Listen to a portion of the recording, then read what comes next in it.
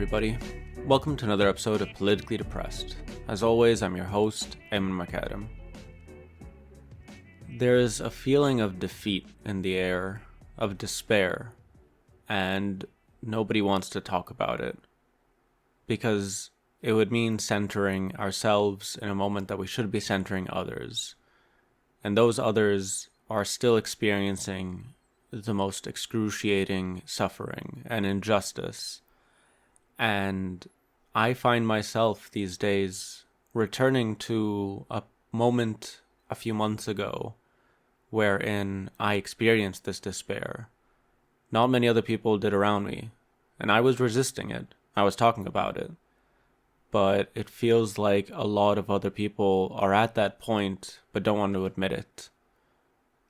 And it's excruciating because I think it really has hit people that we are that disempowered, that they are so disempowered, that something so obvious, so explicit as this genocide, and with all the tools that people think they have, the going down to streets and petitioning and the disruptions and the like, that it's just not budging. Because a lot of these people have no morals, have no conscience, and operate on a totally different set of logics that are brutally inhumane. Here I'm talking about politicians, I'm talking about world leaders, I'm even talking about celebrities. And I don't know what's going to change it. And this is a very weird way to start today's episode because I'm going to be talking about something completely different. But that is exactly where I'm at, and I see people not naming it. I see people kind of accepting the defeat, accepting this feeling of despair, and just, I don't know, wallowing in silence, maybe in fear of, centering themselves. But this has been something that many of us have said since the beginning, and the reason why I've even started this podcast, even though I don't have many answers myself. But this was inevitable, this feeling of despair, because justice and freedom is a very long way away. And oftentimes it's just, I can't see it, And I think that's the thing that people have. There's not anything on the horizon. There's not something that, if only that were to happen. There's just nothing. God, okay, I'm really depressed. I've been feeling really shitty the last few days. And I think that feeling of numbness, which initially was a feeling of intentional removal and stepping back a little bit for myself, that no longer was able to sustain itself. And there is one piece of info that I haven't processed, and I don't think any of us have really processed. And I think it really marks the moment of such immense despair.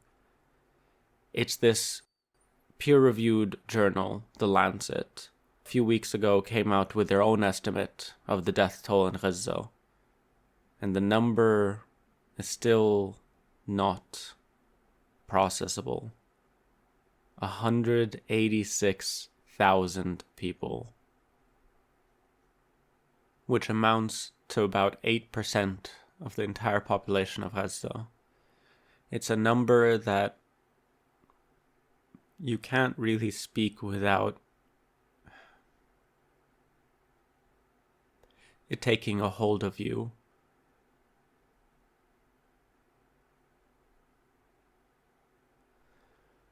Apologies if I sound a bit different. I had to take a bit of a break after I said those numbers. I think it's the first time that I've said them out loud. It's the first time that I'm really reckoning with them.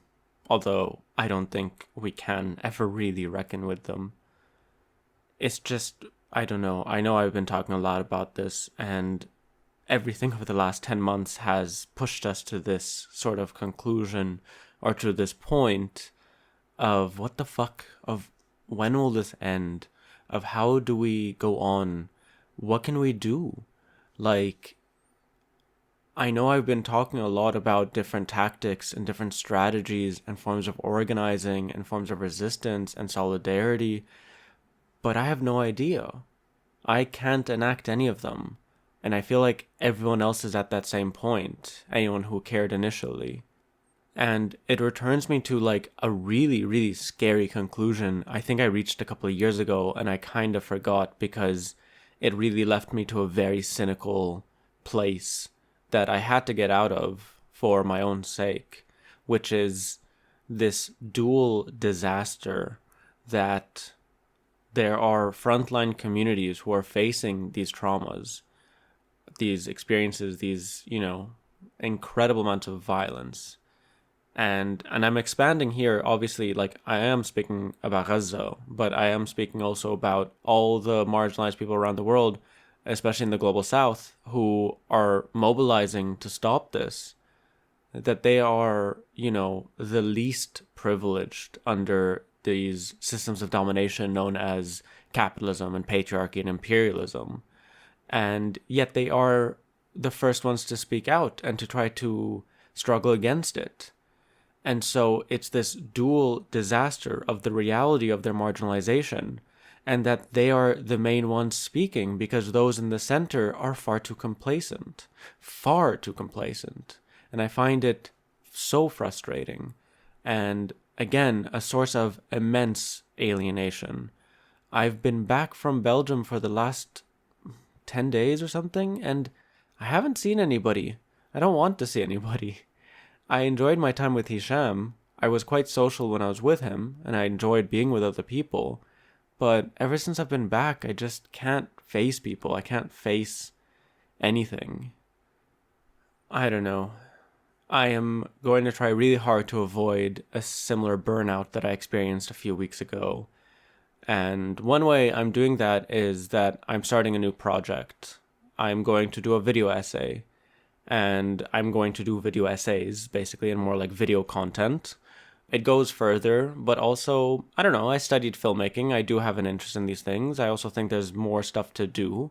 I've always loved video essays, and honestly, this is why I was so upset by ContraPoints, I still am, and by Abigail Thorne, and like a whole slew of people who I thought would, be on our side and seem to care about marginalized communities, seem to care about those that are victims of fascism and colonialism, but they haven't said a fucking word in the last 10 months. And the only things they have said have been even worse. And so, yeah, I actually really like video essays as a format. I always really loved ContraPoints. And, even someone like Broe Deschanel, who, again, she's a cultural analyst, but, talks about colonialism and capitalism and the like. I don't think she's... I don't know, I really don't care, actually. And this isn't a call-out episode or anything. Basically, I've kind of thrown myself into it a bit. And for the first time, I've been excited about a project. I'm relatively excited about these episodes. But that feels like something that I can really, sink my teeth into and, throw a lot of myself into. And yeah, so what I want to do with this episode, a bit selfishly, but I'm sure you won't mind, because it's kind of interesting, I guess.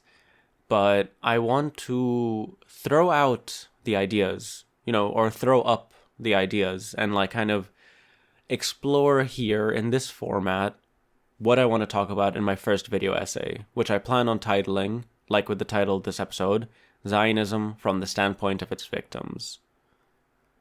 This is an essay by Edward Said, written in 1979 for the book The Question of Palestine. And it's a phenomenal essay. I highly recommend it.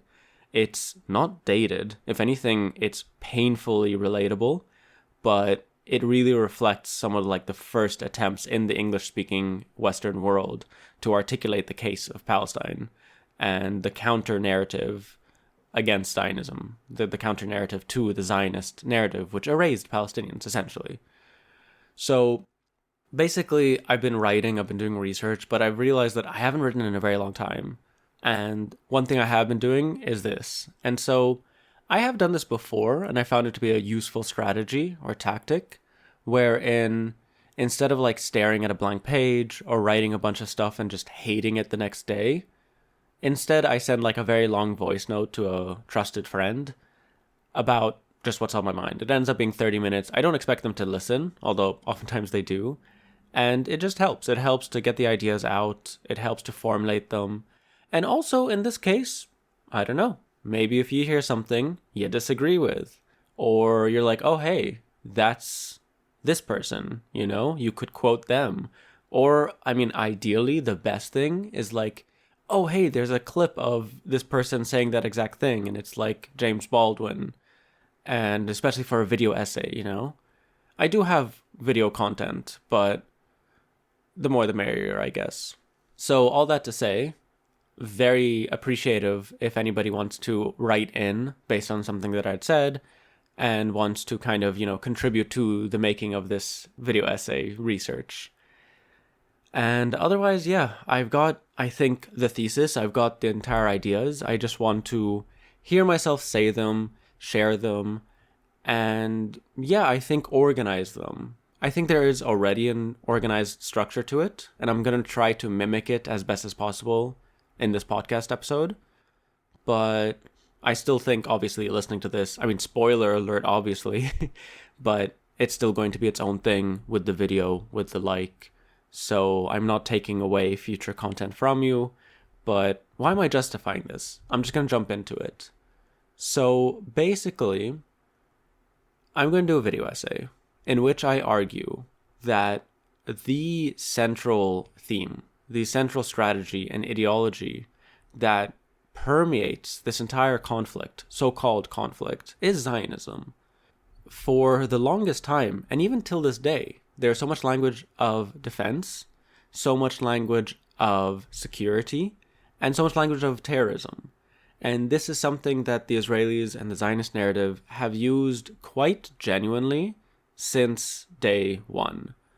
And with which its imperialist Western backers, first the British and then the Americans, and for a brief period even the USSR, used as well. It was taken for granted that the state already exists, and then from that point, it's all about defense from external forces. And there was never, until only honestly a few years ago, in the West, in the kind of mainstream, any public recognition of the Palestinian cause. There was so little, and it is still to this day not centered enough. I would contest, although I don't think I'll mention this in the video, even by those that support Palestine. I think there still is yet to be a full reckoning with whiteness as a structure, and with colonialism, and with the ability to fully understand the center from the margin, as in to understand Zionism from the Palestinian, not just to understand the Palestinian experience under Zionism, but to understand Zionism itself from the perspective of the Palestinian, from the perspective of its victims. I think there is some discourse here to be said about victims, and especially now because we really fucking exist in a victimhood culture, like, my God, and that, like, right-wing men are, like, superly obsessed with this term, even though they use it more than anyone. I bring up Bell Hooks. Bell Hooks says, I think in Feminism is for Everybody, that to be a victim doesn't endow you with the ability to fully understand. Like, just by the fact of being a victim does not mean that you fully understand your domination, where it comes from, and how to resist it. But at the same time, she also says, I forget in which book, I've sourced this, in a small essay called Marginality as a Site of Resistance, that it is precisely from the condition of being on the margins and being marginalized, you do have a better understanding of the center. For sure, it is a perspective that the center does not have, as in those oppressors or those in the dominator culture do not understand the margin because they don't see them. In the ways that they see them is only through the lens of that same domination. This is precisely the kind of thesis of Edward Said's Orientalism, a thing that I definitely will mention, and I will be using Edward Said a lot in this video essay, and I'll talk a bit more about how I'm going to be using him in a moment. But basically, I found that really valuable, and I really wanted to find strong kind of basis for this idea that, first of all, you cannot understand the complete story of, in this case, Zionism, without understanding its victims and the perspective of its victims. But also, this is my contention, that they understand it better, that the realities of what Zionism is, as a settler colonial project, as an ideology, as a kind of belief and political movement that is rooted in European nationalism and imperialism. Here I'll bring up Theodor Herzl. I've got some really funny little clips of him, actually. They made a few films. There's like a 10-minute biopic from 1921 that I'm super excited to share with people. But yeah, anyway, I know I'm throwing around a lot of ideas. You can see why I wanted to do this. But essentially, I want to contest, and by using people like Bell Hooks and people like, even Toni Morrison, but also James Baldwin, who are deeply connected with struggles for justice in a different context, but also this is an attempt also at creating a kind of intersectionality, but also an internationalism, because they definitely saw these things as interconnected, that we must listen to the victim. That the victim's story, A, is very infrequently told, and is essential to understanding the whole. And yeah, we do live in a dominator culture where these narratives, these hegemonic narratives, are ripe. Whether we talk about the history of patriarchy or imperialism or white supremacy or even capitalism, it's hegemonic. That is where I want to root the beginning of the essay, that when we talk about Zionism and its victims, it is not simply just to reify their victimization and to say, look, these Palestinians are victims and therefore have a strong case, or therefore are, I don't know.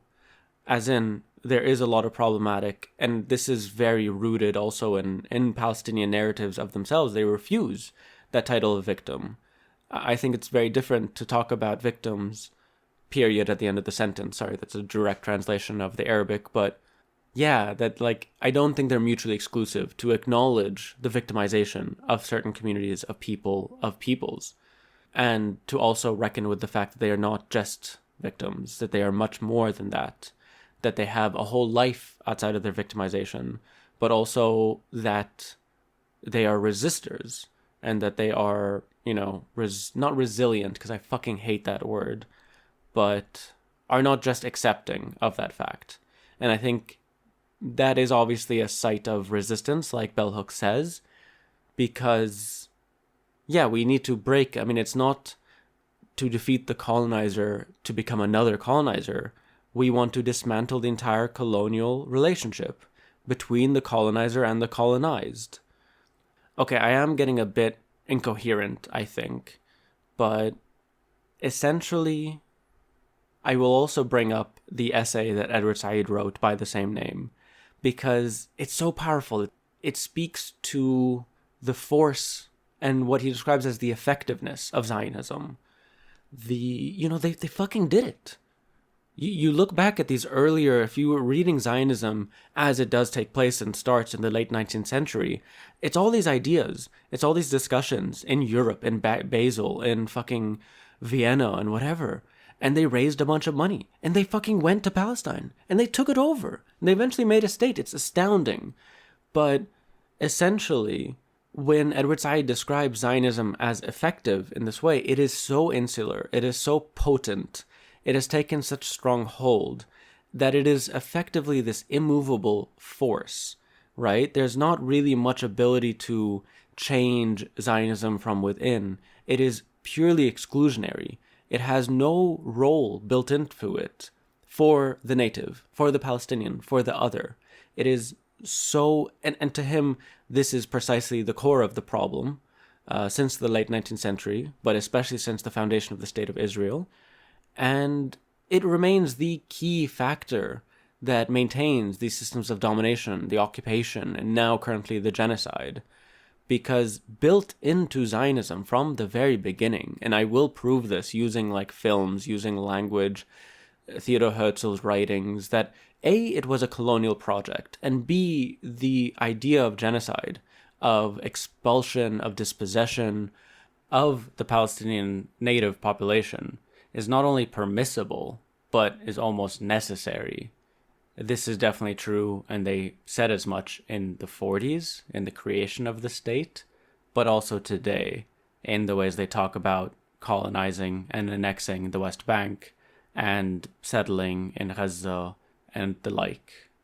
So here, there is this sort of like early conclusion that Zionism is a core facet to all that's happening. And I don't know if that's actually a point. I feel like that should already be kind of clear. And I think for a lot of people it is, but not how intensely. I don't know. I also just had a conversation with a guy not that long ago who, when I was talking about Zionism, he asked me, with peak white hubris, he responded by saying, oh, well, not all Israelis are Zionists. There are only a few. And I'm like, what the fuck are you talking about? Like, do people not know that Zionism is the state ideology of the state of Israel? That it is a political movement that, starts in Europe in the late 19th century, that is explicitly colonial. Like, they use the words, even the foundations, the organizations, it's just, we want to go colonize Palestine. They're not ashamed of it. It was not a dirty word.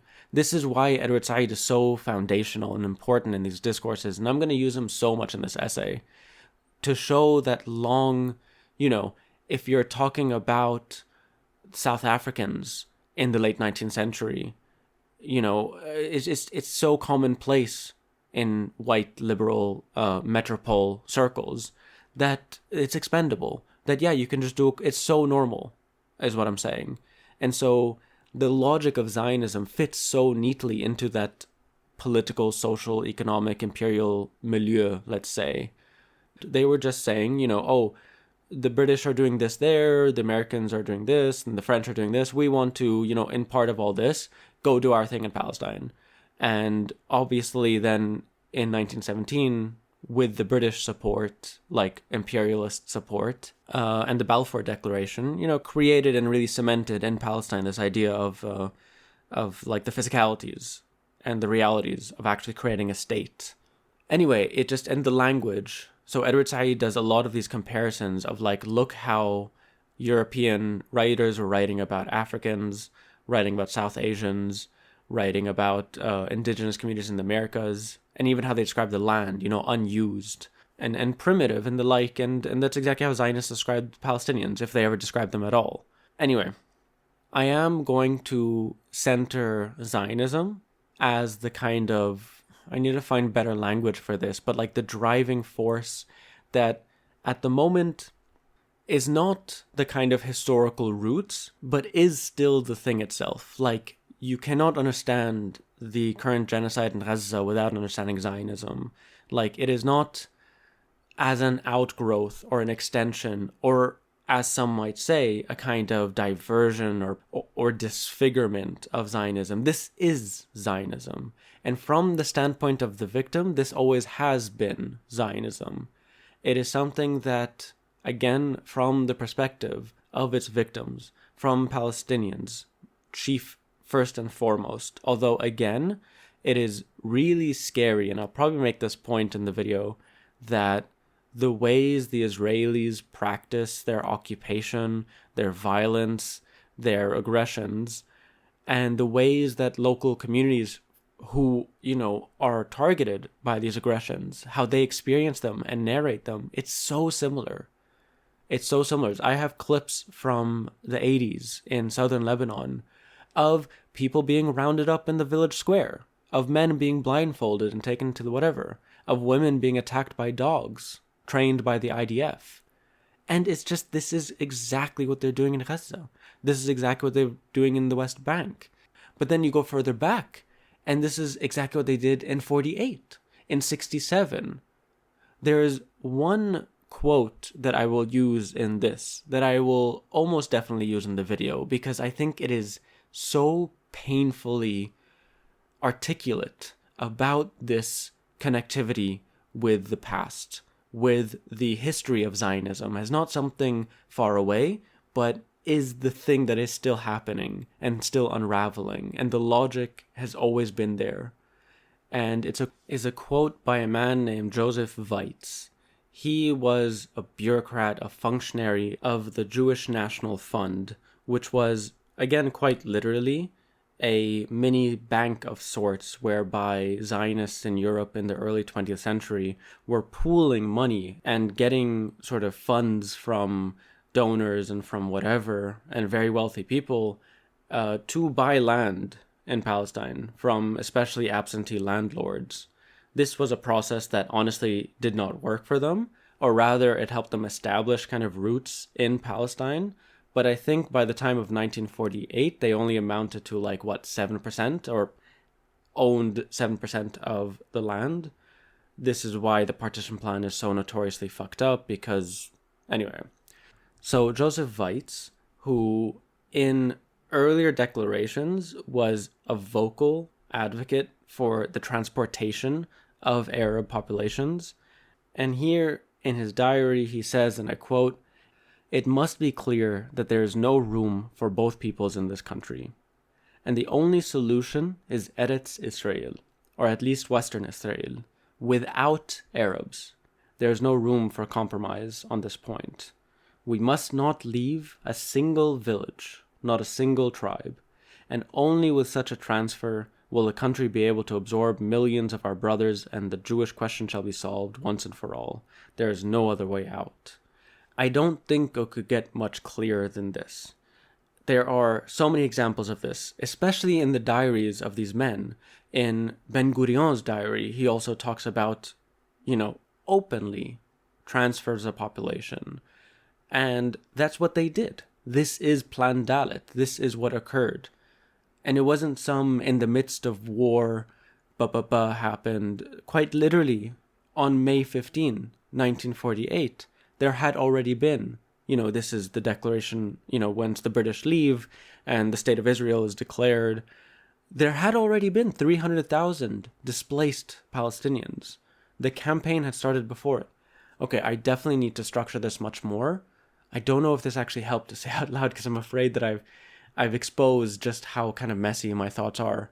But anyway, that is not actually the quote that I wanted to bring from Joseph Weitz.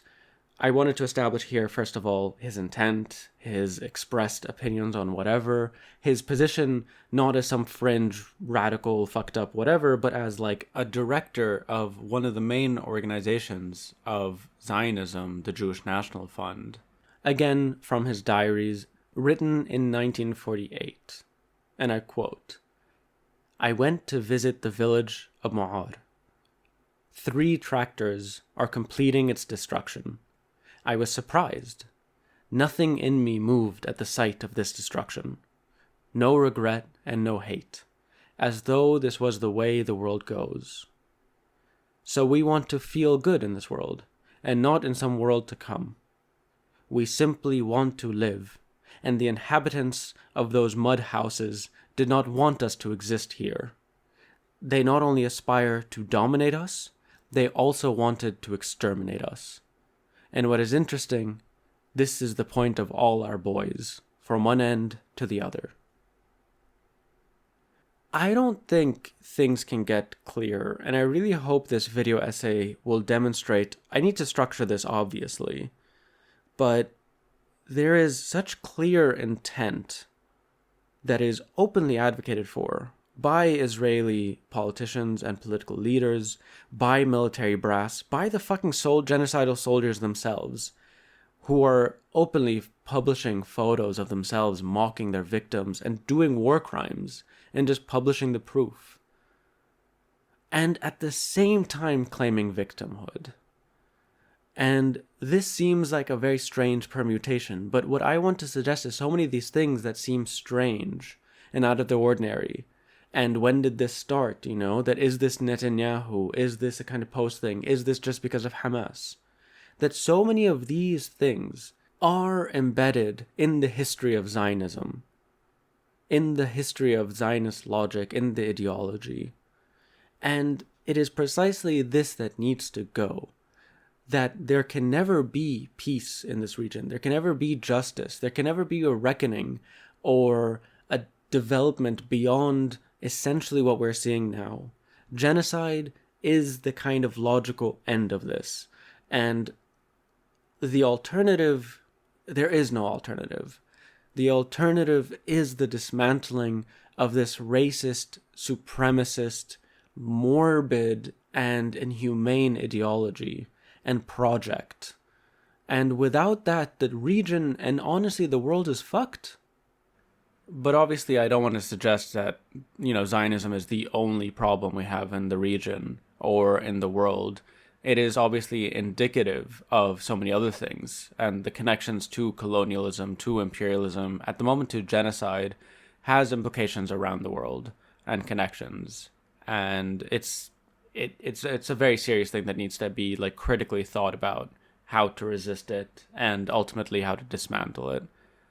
But at the current moment, I don't know. I mean, like the fact that the West has so heavily defended this really puts us all in an incredibly scary situation where we have no allies. I mean, we never really did we? There was sort of an appeal to it. There were sort of some symbols and some kind of facades of international human rights, of international law, of all these things, and it's just we are really returning to this 19th century logic of civilized people and brutal, primitive people who deserve the domination by the civilized. I really can't see anything else. And so this is going to be the first video essay. I hope, my God, I'm hitting like 40 minutes now. I really hope this is coherent. I hope it's interesting. And I would love to hear from y'all. I think it's very clear, like, the ideas that I want to express. I think, obviously, I left a lot out in terms of some of the research, because I didn't write anything for this. I just kind of wanted to get everything out. I feel like I have a better understanding. My main concern at the moment is the structure. But yeah, I would love to hear from people who are listening. I don't know what you think. I think this is something that needs to be said. I don't know if it needs to be said. It's something that I want to say. It's definitely something that I see missing, because I think that there are basically two main pieces of content on Zionism from those that sort of support Palestine and Palestinian liberation and justice and, are essentially anti this fucking genocide in the strongest possible way. But it's like that there's like two types of videos. There's one that's very immediate, and obviously a lot of this is from Palestinians themselves, and it's kind of, this is what is happening and we need you to stop it. And the other is, what is Zionism? The secret history of Zionism, the truth about Zionism. And it's all very impersonal, it's all very detached and a bit too, historical almost, or a bit too abstract. Not abstract, what's the word? Mystified, let's say. I don't know. I want to try to do something that is in the middle. I want to do something which both holds on the urgency and the relevance of the current moment with a kind of historical approach that demonstrates and helps us better understand the current moment. And yeah, to do so in a personal way, which is genuinely trying to reach people. Basically, that's it. I hope that this was interesting, and I hope that the video process goes smoothly and that you'll enjoy that as well. With that said, this has been another episode of Politically Depressed. I'm Eamon McAdam. If you enjoy this podcast, please consider becoming a member of our Patreon. I'll put the links below. Or leaving a tip in the tip jar. Again, links below. And so, yeah, I'll see you all next time.